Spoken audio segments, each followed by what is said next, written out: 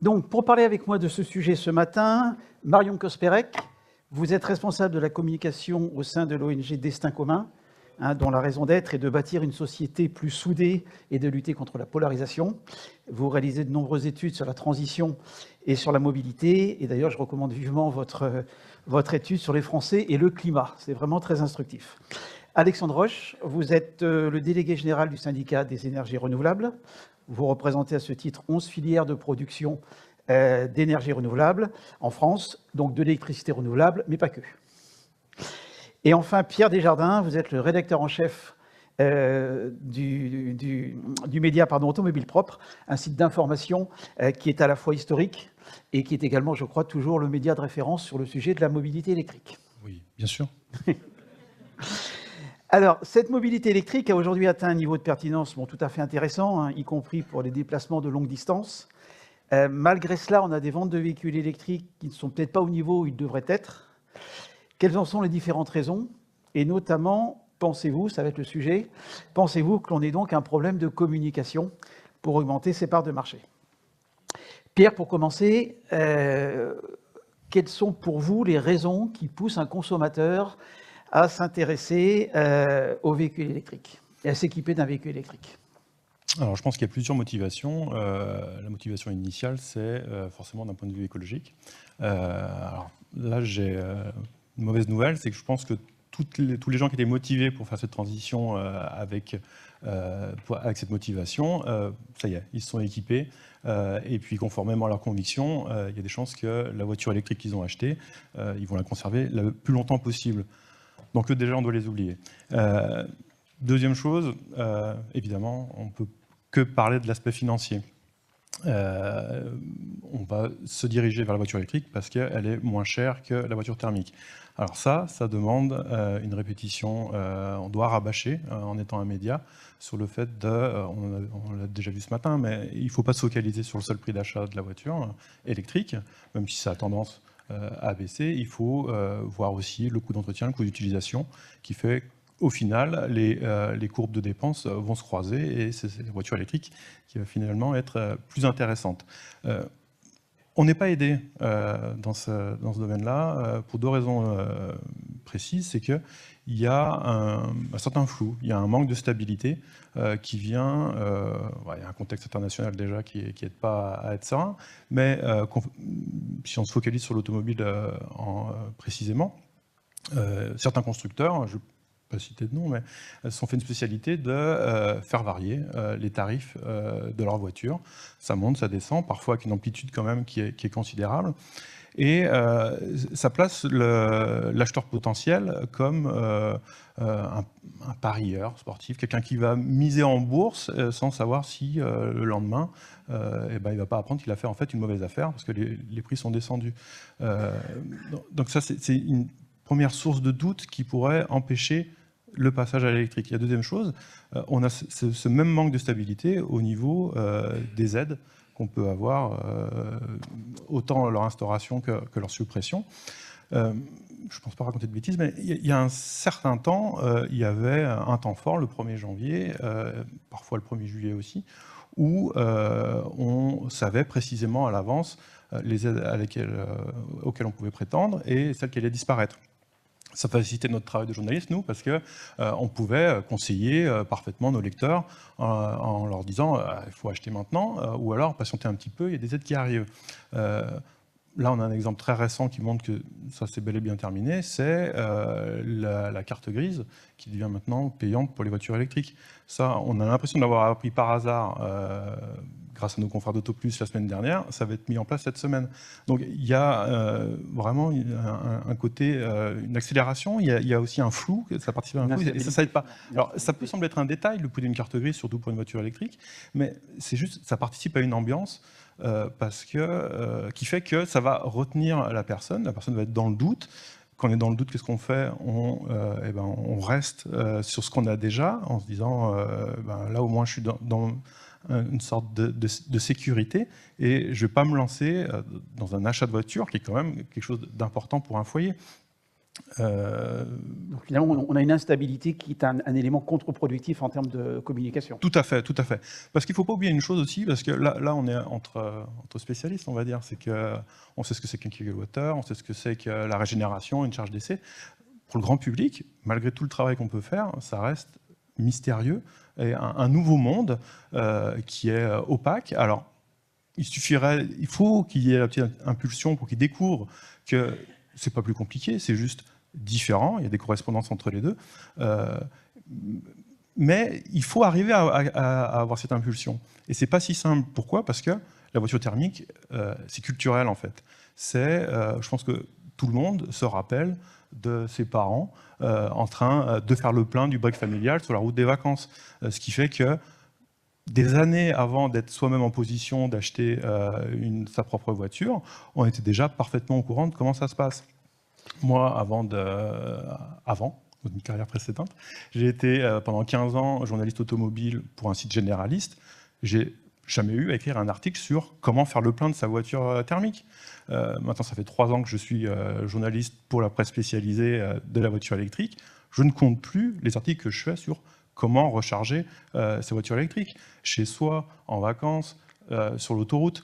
Donc, il y a ce travail de pédagogie à faire et qu'il faut répéter et qui va finir par rentrer. Et si ce n'est pas cette génération, ça sera peut-être la génération suivante. Oui, il faut peut-être quand même avancer peut-être un peu plus vite, mais oui. Et il faudra espérer. Oui, oui. Et donc, problème de pédagogie, on l'a également souligné sur la première keynote ce matin, qui s'adressait à des professionnels, où là, en entreprise, on met en place tout un tas de systèmes pour faire passer quelques messages. Pour un particulier, c'est forcément un peu plus compliqué.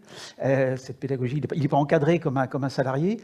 Et juste pour finir sur ce point, vous évoquiez effectivement le coût d'achat versus le coût d'usage. En entreprise, on est un peu plus rationnel, on y fait peut-être attention. En particulier, c'est peut-être un peu plus compliqué. Donc effectivement, cette pédagogie, elle est peut-être plus difficile encore pour les particuliers que pour les professionnels. C'est plus difficile parce que autant, comme vous dites, dans le milieu pro, il y a un côté rationnel qui est la base de tout. Le particulier, il rajoute de l'émotionnel aussi. Et il y a un attachement à son véhicule et qui est forcément différent de celui du choix que va faire un pro. D'accord. Bon, finalement, vous nous dites, et vous l'écrivez à longueur d'article, que le véhicule électrique est plus écologique, plus économique, plus agréable. Vous ne l'avez pas cité ce matin, mais je sais que c'est un point que vous évoquez souvent. Bon, ça, c'est pas partagé. Alors, c'est partagé par ceux qui ont un véhicule électrique et pas par les autres. Donc, comment on l'explique, comment on peut faire pour faire évoluer tout ça?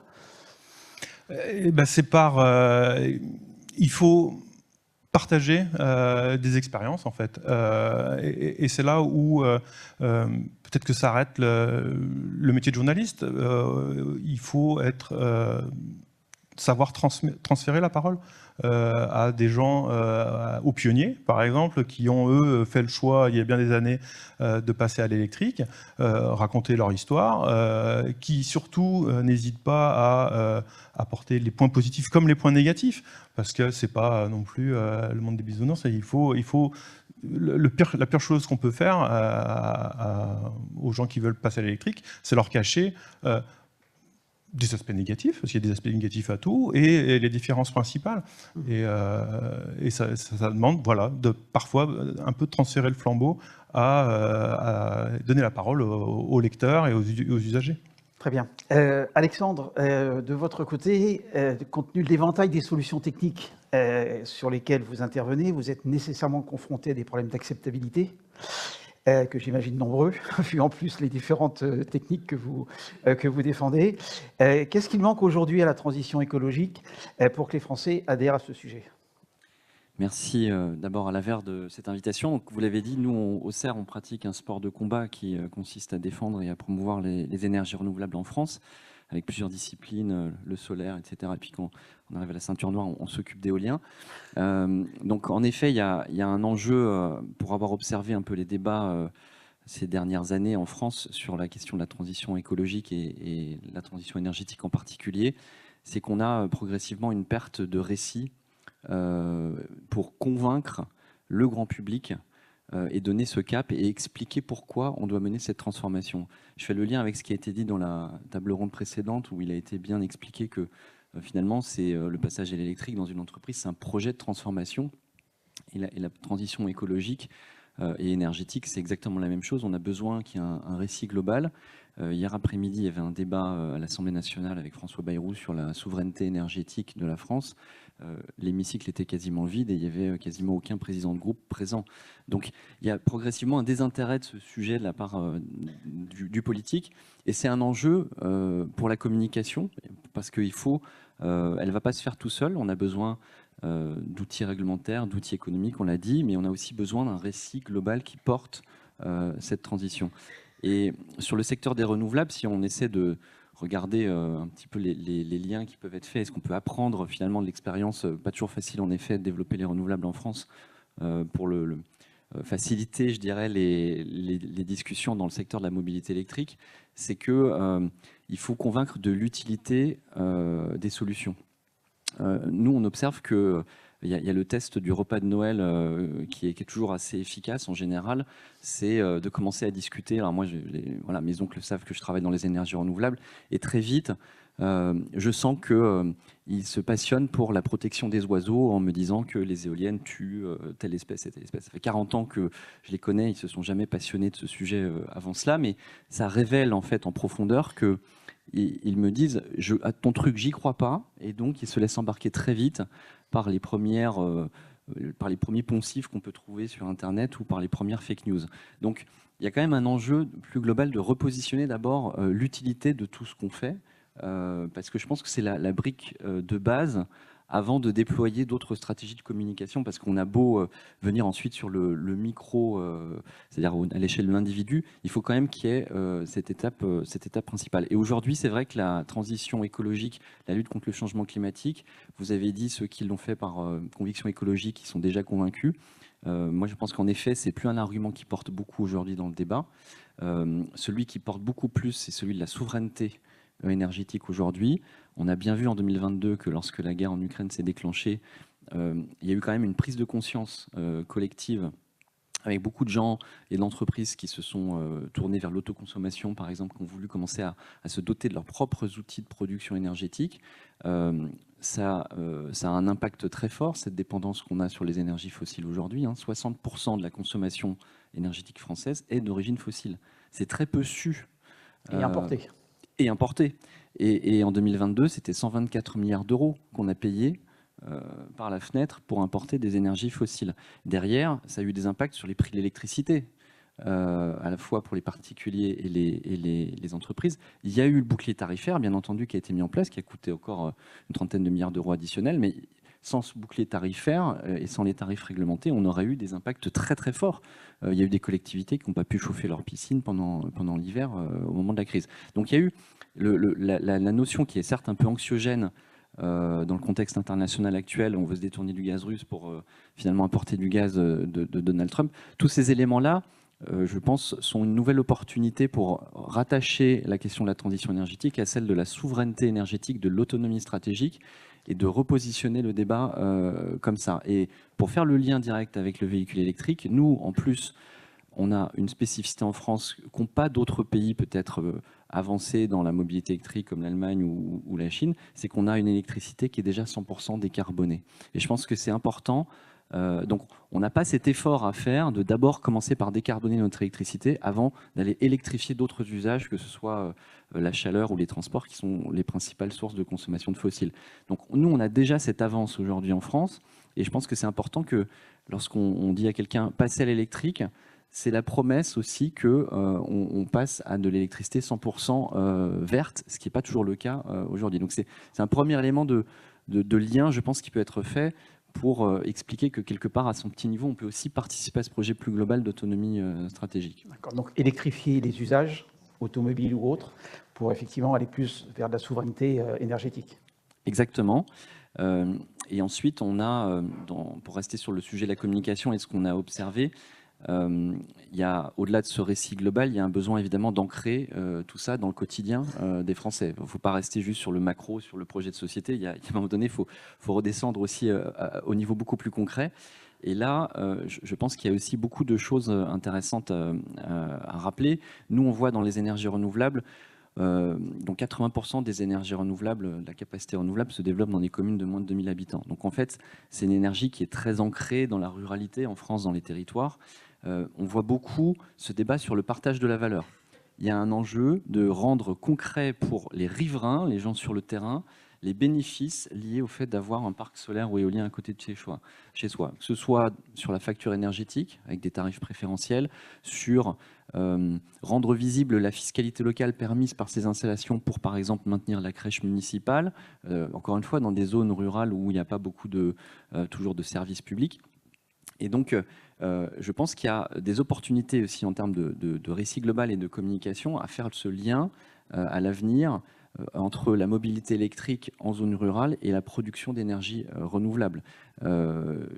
C'est vrai que, je peux me tromper, mais j'ai le sentiment que le véhicule électrique est un peu perçu comme l'objet de la personne CSP+, périurbaine.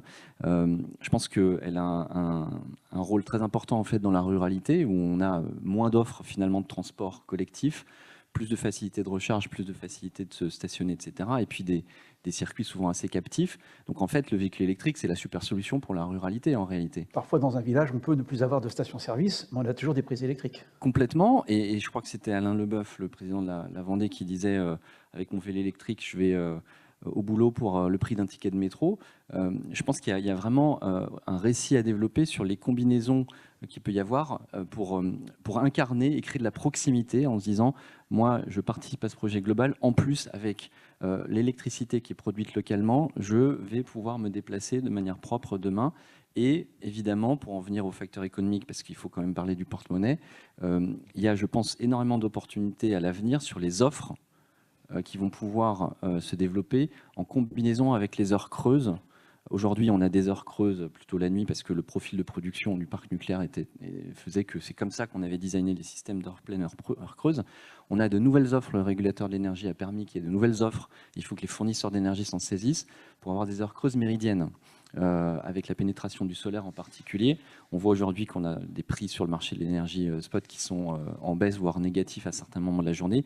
Il y a sans doute des opportunités demain d'offrir des produits au client final extrêmement compétitifs sur le prix de l'énergie, qui en plus permettent de créer ce lien de proximité avec les sources de production qui sont juste à côté. Alors, malgré cette relative acceptabilité a priori en milieu rural, où vous essayez effectivement de faire en sorte qu'on puisse profiter de ces énergies localement, est-ce qu'on n'a pas quand même souvent, est-ce qu'on n'entend pas souvent dire « je suis pour les ENR, mais pas à côté de chez moi ». Et donc, est-ce qu'il n'y a pas une difficulté à conjuguer l'intérêt général et l'intérêt particulier ? Mais on en revient à mon premier point, celui de l'utilité sociale. Souvent, c'est vrai qu'on va regarder les études de l'ADEME sur les Français et l'environnement. Les gens sont toujours favorables en général aux énergies renouvelables. Et pourtant, je peux vous dire que voilà, c'est pas toujours évident. Il y a vraiment cette notion d'appropriation, de partage de la valeur et de compréhension. On est d'autant plus enclin à s'opposer à quelque chose à côté de chez soi quand on est persuadé qu'il ne sert à rien. Je veux dire, les lignes de TGV, les stations d'épuration, on n'a pas tous envie d'en avoir à côté de chez soi, mais au moins, on peut reconnaître clairement le fait que je peux traverser la France en 4 heures, etc. Sur la transition énergétique et sur les renouvelables, on n'en est pas encore à ce stade de compréhension et de partage de l'utilité de ces infrastructures. Donc ça, on en est sur cet enjeu-là, je pense, qui est vraiment l'élément qui reste encore bloquant aujourd'hui. Très bien. Marion, les études de destin commun ont mis en évidence qu'il existait plusieurs profils de Français face à cette transition écologique et aussi face aux véhicules électriques. Vous pouvez nous en dire quelques mots ? Oui, tout à fait, et merci pour l'invitation. Donc en effet, Destin commun, on n'est pas des spécialistes de la voiture électrique. Nous, on travaille sur la lutte contre la polarisation de nos sociétés. Donc comment est-ce qu'on en est venu à travailler sur la transition et sur le rapport aux mobilités ? D'abord parce que la transition écologique, pour les Français, ça reste un potentiel projet commun. C'est 57% des Français qui le pensent encore. Et nous, on cherche justement les points de convergence. Comment est-ce qu'on peut faire société ou un destin commun ? Donc il y a des risques, c'est en baisse cette vision, mais elle est toujours là. Et donc pour faire ça, pour comprendre nous les opinions et les dynamiques de polarisation, on analyse l'opinion, mais on complète finalement l'analyse socio-démographique qui dit en gros que vous avez telle ou telle opinion parce que vous êtes un homme ou une femme, vous avez tel niveau de revenu, vous vivez dans tel lieu ou tel type de ville. C'est vrai, la sociologie l'a montré, mais nous, on l'a complété en fait, en analysant les systèmes de valeurs, les visions du monde, comment on voit le monde, comment on se pense dans le monde. Donc en fait, on a analysé la société française en fonction des appartenances de groupe, du rapport à l'optimisme, au pessimisme, du rapport au changement, est-ce qu'on est plus ou moins, on accepte plus ou moins le changement par rapport à nos fondements moraux. Et on a identifié en fait 6 familles de valeurs dans la société française qui nous permet en fait de comprendre les dynamiques d'opinion aujourd'hui, d'identifier les points de convergence, les risques de tension. Et ça, on l'a utilisé pour analyser le rapport à la transition écologique, ce qui nous permet en fait de comprendre les dynamiques, mais aussi de remonter à la racine pour outiller un grand nombre d'acteurs qui cherchent à agir sur la société et pas à rester au constat de pourquoi, enfin on pense ça, mais finalement pourquoi est-ce qu'on le pense et du coup comment est-ce qu'on peut agir dans ses actions, dans sa communication, aussi sur les valeurs, les visions du monde, s'appuyer là-dessus pour faire évoluer les perceptions. Et donc sur les mobilités, on a fait une enquête avec l'agence Spin Tank. Pourquoi ? Parce qu'on pourrait se dire les mobilités, c'est surtout un sujet technique et fonctionnel. Nos visions du monde et nos valeurs ont très peu à voir avec ça. Et en fait, ce qu'on voit, et d'ailleurs on le voit aujourd'hui, les réactions assez épidermiques que ça peut générer, montrent qu'en fait que ça touche beaucoup plus à notre intime, à nos habitudes, à nos routines, et donc derrière, en fait, à nos modes de vie. Et les acteurs politiques sont d'ailleurs très forts pour nous le montrer. Quand on voit en fait des stratégies que les anglo-saxons appellent « identity politics », donc l'exacerbation de nos identités à des fins politiques, certains acteurs, par exemple en Allemagne, si on regarde les derniers tracts de l'AfD, appuient sur le diesel, la voiture thermique, comme un marqueur identitaire aujourd'hui pour exacerber ça. Donc on voit bien que nos valeurs, nos visions du monde ont trait à ça.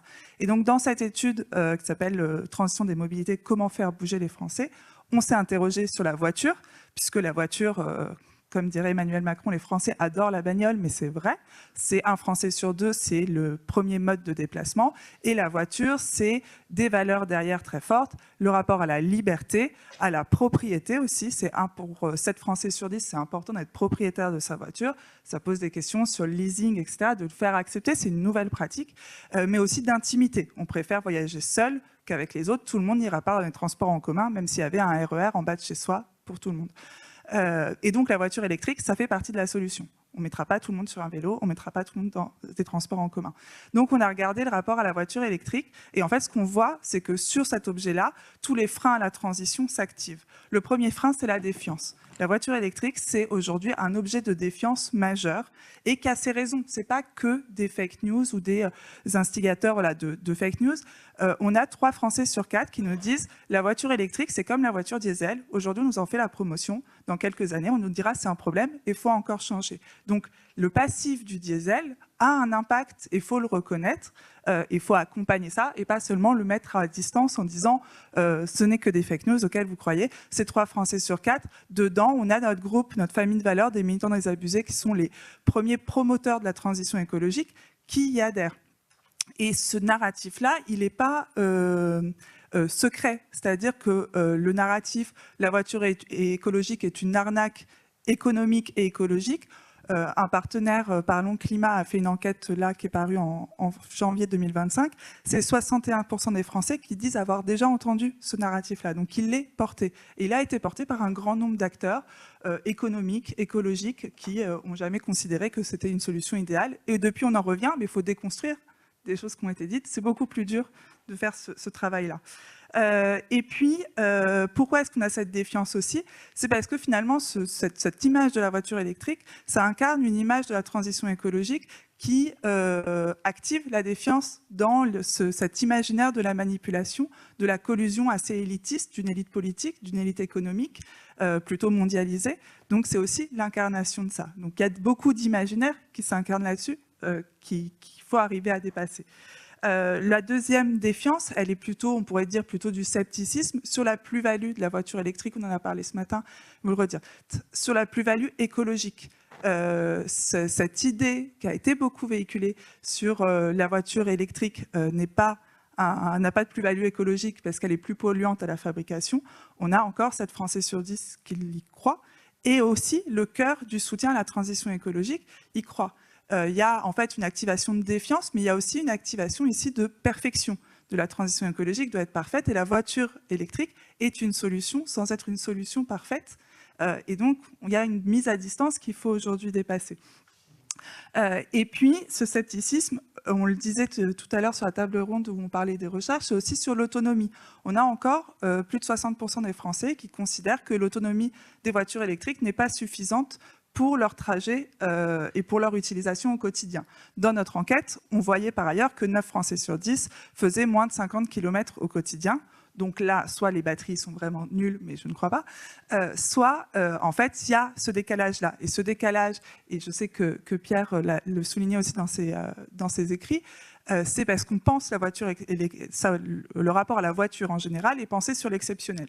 Et encore une fois, on en parlait ce matin, il faut changer cette vision-là. Mais en fait, se dire il faut le changer, il faut l'accepter, en fait, c'est compliqué de se dire ma voiture ne fait pas que mon quotidien et mes vacances, elle fera que mon quotidien. Et puis pour mes vacances, qu'est-ce que je fais, comment je fais, tout ça, il faut le donner à le voir, il faut le raconter par des acteurs institutionnels, mais aussi par tout ce qui construit nos imaginaires, la production audiovisuelle, par exemple, etc. Montrer d'autres choses et donner à voir, parce que juste le dire, en fait, c'est compliqué ensuite de vraiment se projeter. Et on a la même proportion, 7 Français sur 10, qui craignent le manque de bornes de recharge. Là encore, je m'appuie sur ce qui a été dit ce matin. Apparemment, il y a de plus en plus de bornes de recharge. Je ne suis pas experte de l'électrification des mobilités. Mais en fait, il faut donner à les voir. C'est-à-dire aujourd'hui, ce que nous disent l'opinion, c'est que les personnes les voient, on n'a pas l'impression qu'elles soient là. Donc, comment les visibiliser au plus près de chez soi pour se dire, en fait, ce frein-là, il est dépassé. Donc tout ça, c'est tous les blocages qu'on a vus sur la voiture électrique. Et finalement, on peut se dire, maintenant, comment est-ce qu'on peut les dépasser, ces blocages-là? Et c'est tout le travail que nous, on essaye de faire, puisque juste dire que rien ne va, c'est pas très utile. On parlait beaucoup de pédagogie ce matin, et là encore, sur donner de l'information, donner à voir, etc. Évidemment, c'est très important, et quand on est des acteurs plutôt économiques, on peut avoir, chacun, on parle tous aussi, et c'est tout le travail qu'on fait, les systèmes de valeurs, c'est pas que le public externe. Nous-mêmes, quand on construit nos propres messages, nos stratégies, en fait, on applique nos propres systèmes de valeurs, nos propres visions du monde. Quand on a une vision du monde un peu rationnelle, pragmatique, économique, on se dit, voilà, si je donne l'information, ça suffit, puisque l'information en tant que telle convainc. En fait, non, il y a de l'information, mais il y a aussi l'émotion, les imaginaires. Donc il y a la question de la pédagogie, mais aussi faire en sorte qu'on nous croit. Et aujourd'hui, on est dans un monde où les acteurs institutionnels, économiques, politiques, sont perçus avec une certaine défiance, pas par tout le monde, mais elle grandit quand même. Ce n'est pas qu'un groupe de complotistes bien durs et puis le reste de la société, c'est beaucoup plus propagé. Et donc, cette question de faire en sorte qu'on nous croit, je pense, doit vraiment alimenter les réflexions quand on construit une information, une pédagogie. Ça peut passer par différents points. Nous, on met l'accent souvent sur les émetteurs et sur les incarnations. Qui va faire demain la promotion, aujourd'hui, la promotion de la voiture électrique ou du vélo ou du train, quelle que soit l'action de les mobilités qu'on promeut. Pour la voiture électrique, je pense qu'il y a un point important, c'est de sortir justement de cette image très collusion, élite, politique, CSP+, urbain. La pub a énormément d'impact là-dessus et les publicités sur les SUV électriques mettent plutôt un profil en avant. Donc évidemment, il y a ces acteurs-là, mais d'autres acteurs peuvent aussi jouer sur comment est-ce que justement, Pierre parlait des incarnations, des expériences, on met d'autres personnes, on prend d'autres relais sur des groupes d'usagers, sur des pairs, sur au local, les figures qui sont aujourd'hui les figures de confiance au local. Ça peut être s'appuyer sur les collectivités, ça peut être sur les petits commerçants, sur le patron, sur le petit patron, en qui est-ce qu'on a confiance aujourd'hui et qui, du coup, demain doit avoir une voiture électrique pour se dire, en fait, s'il l'a, c'est que c'est peut-être pas une arnaque de gens auxquels je ne crois pas et dans lesquels je ne m'identifie pas. Un autre point, je rebondis, c'était la question de l'incertitude et de la complexité. Sur la transition, c'est vrai. Les ordres de grandeur, par exemple, on n'y comprend rien, ou en tout cas la majorité n'y comprend rien. Ce qu'on a regardé, c'est le tri. Trier 5 fois, trier, ça, on a retenu. Mais ensuite, qu'est-ce qui aujourd'hui a le plus d'impact? Qu'est-ce que je dois changer? Sur la voiture, on pourrait se dire, en fait, tout le monde a bien compris que la voiture avait un impact écologique. Dans notre étude, on a moins de 4 Français sur 10 qui disent l'utilisation de la voiture est un frein au changement climatique. C'est pas si perceptible que ça, parce qu'en fait, on le voit aussi à sa propre échelle, on ne le voit pas au côté global. Et puis on se dit, il y a les camions, et puis il y a les avions, donc en fait, ça ne doit pas peser tant que ça. Donc ces ordres de grandeur-là, ils ne sont pas compris, mais l'incertitude, c'est ce que disait Pierre, c'est aussi si demain je dois me projeter dans l'achat d'une voiture, dans un changement, en fait, c'est compliqué si je ne sais pas combien ça coûte, à combien je vais pouvoir être aidé, la complexité pour obtenir les aides, etc. Ça n'aide pas. Et ce facteur incertitude est très fort dans la société et alimente la défiance depuis le Covid et avec toutes les crises qu'on voit. Un troisième point, je pense, pour le faire accepter, on parlait de l'argument écologique, ça a été le premier levier, faites ça pour la planète. Ben, ça a ses limites. Enfin, on ne change pas des habitudes, des routines. En plus, nous, ce qui nous a surpris dans notre étude, c'est que les Français disaient, ma routine de trajet, en fait, je l'aime bien. On leur a demandé comment est-ce qu'ils qualifieraient leur trajet. Ils disent rapide, fiable et confortable. Pour une fois, ça va. Alors pourquoi est-ce qu'on va changer? Donc faire changer quelque chose qu'on aime bien, ben, on le fait pour la planète. Oui, on a un peu de consommateurs qui vont le faire. Mais sinon, ben, en fait, on le fait pour d'autres raisons. Et donc aller chercher d'autres argumentaires, la souveraineté, la santé, le côté c'est agréable, ça fait moins de bruit. Il va falloir trouver, renouveler les argumentaires, et ça c'est de manière générale sur la transition écologique. Et je pense que ça fait le pont avec ce que disait Alexandre sur la question des récits. La transition écologique, on l'a dit, les écologistes l'ont dit historiquement, faites-le pour sauver la planète. Si je remonte encore avant, c'était les ours polaires. C'est très bien, enfin, il faut les sauver, et les abeilles, et les ours polaires, et la planète, parce qu'en fait, sinon, on n'ira pas très loin. Mais ce récit d'une transition altruiste pour ce qui nous entoure a ses limites. Et aujourd'hui, je pense qu'il y a un besoin de ramener la transition écologique sur, en fait, c'est un changement égoïste qu'on fait, pas seulement dans une optique catastrophique de « on va tous mourir », parce que pareil, ça a aussi ses limites, mais plus sur, en fait, j'améliore mon cadre de vie, ma qualité de vie, je le fais pour moi, pour mes enfants, pour ma ville qui m'entoure. Et je pense que ça peut être accompagné et ça peut générer aussi du changement. C'est la question de l'utilité, finalement, et pas qu'une utilité altruiste.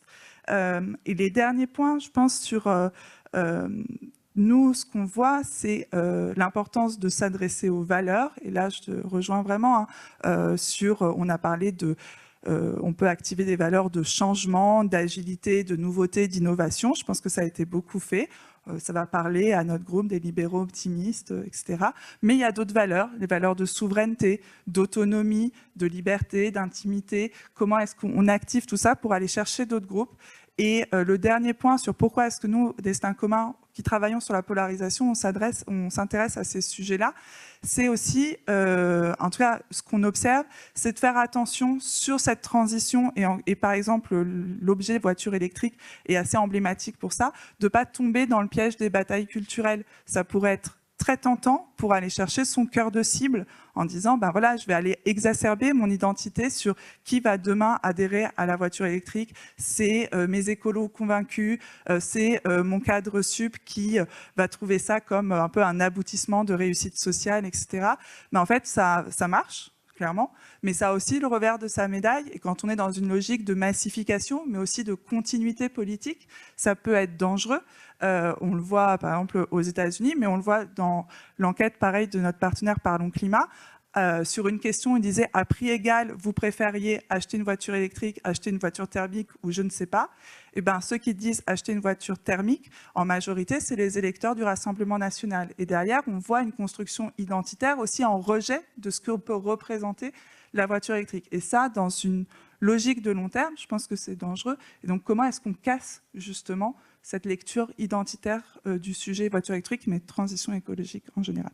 Peut-être Voilà. ne pas faire une voiture effectivement trop urbaine, ou la donner en tout cas, la faire percevoir comme une voiture trop urbaine, mais aussi une voiture qui peut être rurale. Alexandre, C'est exactement ça, je voulais rebondir, parce que je pense qu'en effet, une partie, je reviens sur le sujet de la ruralité, mais nous, on le voit bien sur les renouvelables, c'est vraiment important d'expliquer que la solution qu'on propose, elle parle à tout le monde, elle est là pour tout le monde, y compris justement pour ceux qui, au moment des Gilets jaunes, aussi beaucoup dans la ruralité, s'étaient sentis laissés pour compte. Je pense qu'il y a un vrai sujet, et ça, c'est pas juste les opérateurs et les acteurs qui sont dans cette salle, c'est aussi un sujet de politique publique pour accompagner la mobilité électrique dans la ruralité. Et un autre élément sur lequel je voulais rebondir, parce qu'on l'a aussi vu, nous, sur les renouvelables, c'est que la voiture électrique, finalement, c'est une promesse. Elle est là pour remplacer quelque chose. Et donc, il est très logique que les gens cherchent à comparer le véhicule électrique avec le véhicule thermique qu'on cherche à remplacer. Et quelque part, cette promesse, elle doit être parfaite et elle doit être... Il y a une attente d'exemplarité absolument totale. Nous, on l'a vu sur les renouvelables. Je pourrais donner plein d'exemples, mais il y a une attente d'exemplarité absolument totale. C'est-à-dire qu'on promet la transition énergétique sévère et donc ça doit être parfait. On avait des critiques sur les énergies renouvelables électriques en termes de compétitivité. Aujourd'hui, c'est plus tellement mis en avant, encore un peu chez certains, mais c'est plus tellement l'argument. On a fait la preuve de la compétitivité d'un électron renouvelable. Par contre, on a vu émerger dans le débat, notamment dans les débats parlementaires, mais aussi beaucoup dans les débats sur le terrain, la question de la biodiversité. Ok, c'est super, on a compris que vous êtes compétitif, mais en fait, voilà, on en revient avec l'artificialisation des sols, la mortalité aviaire, et qu'est-ce que vous allez faire des fondations en béton? Les fondations en béton, c'est un sujet quand même totalement anecdotique quand on voit le nombre d'infrastructures qu'on développe en France et les tonnes de béton qu'on développe. Mais par contre, on avait l'impression, quand on écoutait certains cénacles, qu'on était la principale source d'artificialisation de la France. Donc, on est allé nous chercher beaucoup sur ces sujets de fin de vie, d'exemplarité environnementale, de lien avec la biodiversité. Et ce qui fait qu'aujourd'hui, on a une réglementation qui est sans doute parmi les plus ambitieuses du monde sur ces sujets. Une éolienne, quand vous la démantelez, vous devez démanteler la fondation, etc. Enfin, des exigences qu'on ne retrouve pas sur d'autres infrastructures. Et je dis ça parce que ça veut dire que dans la mobilité électrique, il faut en avoir conscience aussi. Je pense on vient se substituer à quelque chose. Dans les deux cas de figure, finalement, on se substitue à du fossile. Et donc, les gens attendent que ça se fasse de manière quasi parfaite. Et il faut toujours préparer le coup d'après. Nous, ça a été, en l'occurrence, par exemple, le sujet de la biodiversité qui est monté comme ça d'un coup. Et on a pu voir des choses assez à front renversé avec des organisations qu'on aurait pu penser à la base très en soutien du déploiement des énergies renouvelables, totalement s'opposer au déploiement de l'éolien en mer, soudainement, mais sur des enjeux purement biodiversité. Et donc voilà, s'il y a peut-être un élément aussi d'anticipation, c'est quel est le coup d'après auquel il faudra pouvoir répondre. Vous l'avez dit sur le cycle de vie, sur la fin de vie des batteries, etc. Mais en tout cas, nous c'est cet élément de promesse absolue, on l'a aussi vécu dans les énergies renouvelables. Alors, est-ce que, et ce sera peut-être la question dernière question pour Marion, est-ce que finalement, en allant chercher des arguments qui sont une manière de résister au changement, qui ne sont pas forcément des arguments au départ très crédibles, est-ce que pour l'automobile, on aime la bagnole en France? Est-ce que finalement, cette bagnole qui est synonyme de liberté, est-ce que l'autonomie perçue, trop faible, la difficulté de la recharge perçue, est-ce que on ne va pas chercher d'autres arguments parce que finalement, on a l'impression que la voiture électrique va nous ôter une partie de notre liberté? Ce qui est sûr, c'est qu'on nous pousse à un changement. Et que ce changement-là, il est en plus très perçu dans la transition écologique. Quand on fait des groupes de discussion, nous, spontanément, quand on demande aux gens comment ils se projettent dans la transition, ils disent « oui, il va falloir qu'on change de voiture ». C'est bon, ça, ils l'ont compris. Du coup, maintenant, c'est le côté « est-ce que je le fais, est-ce que je ne le fais pas, comment est-ce que je mets à distance si je ne le fais pas ?» Donc, évidemment, tous les discours qui permettent de mettre à distance sur la transition écologique, quand on a besoin de les activer, on les active pour justifier par un choix rationnel quelque chose qui est potentiellement moins rationnel que ça, en disant en fait je ne suis pas prêt à changer, je ne suis pas convaincu qu'en fait il le faille, etc. Donc ça ne veut pas dire qu'il ne faut pas lutter contre ces arguments-là, mais être plus, je pense, dans une logique d'accompagnement du changement, et vous le disiez ce matin, sur comment en entreprise on accompagne le changement, que de toujours vrai, faux, tu as tort, ton argument est faux, etc. C'est-à-dire vraiment les comprendre comme ça, et donc finalement pas forcément être toujours en réponse de « je te prouve que », mais aussi se dire en fait, comment est-ce qu'on peut accompagner le changement et mettre en avant tout ce qui va en fait faciliter ce passage à l'action. Mais voilà, donc je pense que c'est aussi parce que des fois on peut avoir un peu une réaction qui va aussi en fait générer, enfin accentuer, je pense, cette mise à distance, un peu justement rationnelle et un peu jugeante, de se dire en fait vous racontez n'importe quoi, enfin vous êtes soit complètement complotiste, etc. Et ça met encore plus à distance, je pense, en fait, le messager et avec lui, du coup, le message qu'on essaye de faire passer, les changements. Mais peut-être que mes collègues ont d'autres... Pierre, justement, sur cette même question, donc est-ce que finalement, c'est pas cette perception de l'autonomie et de la recharge qui sont des vrais blocages par rapport à tous les autres arguments qui sont sortis? je pense qu'il ne faut pas cacher certaines difficultés qu'il pourrait y avoir dans l'électrique. Effectivement, je le redis, dans certains cas de figure, il va falloir faire quelques concessions et il faut être transparent avec les gens. Mais comme le disait Marion, ça peut concerner qu'un détail dans l'année, qu'un fait unique qui ne va pas être le quotidien.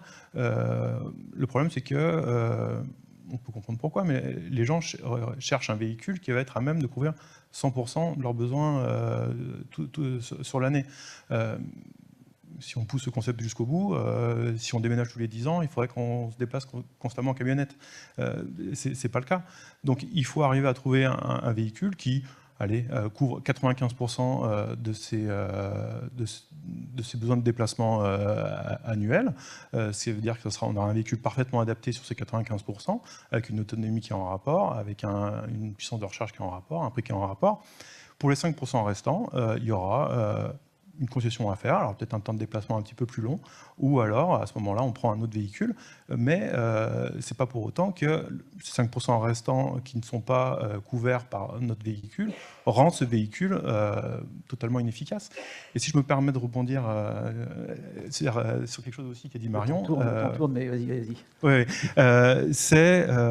on n'en a pas forcément parlé dans la préparation, donc peut-être vous prendre en dépourvu, mais il y a quelque chose, à mon avis, qui est central aussi, c'est cette opposition qu'on a l'air de vouloir faire entre la voiture thermique et la voiture électrique. C'est forcément, l'une va remplacer l'autre, définitivement, et c'est là où, justement, il y a l'aspect émotionnel, l'aspect passion, de la voiture thermique qui garde des aspects. Alors ça peut être vu comme des hérésies, comme le bruit ou le fait qu'on doit bricoler souvent dessus, mais qui fait partie du plaisir de certains propriétaires de voitures thermiques et qui vont dire là on veut m'interdire ma passion, je rejette en bloc, même pour mon quotidien, la voiture électrique. Et ça fait partie aussi des messages qu'on essaie de transmettre aussi sur Automobile Propre, c'est que ça peut être complémentaire. Moi-même, j'ai une voiture électrique au quotidien, j'ai une voiture de collection thermique, excusez-moi, mais que j'utilise, voilà, pour donner un ordre d'idée, j'ai fait 15 000 km avec ma voiture électrique cette année, j'ai même pas fait un plein sur ma voiture thermique, mais c'est exactement le même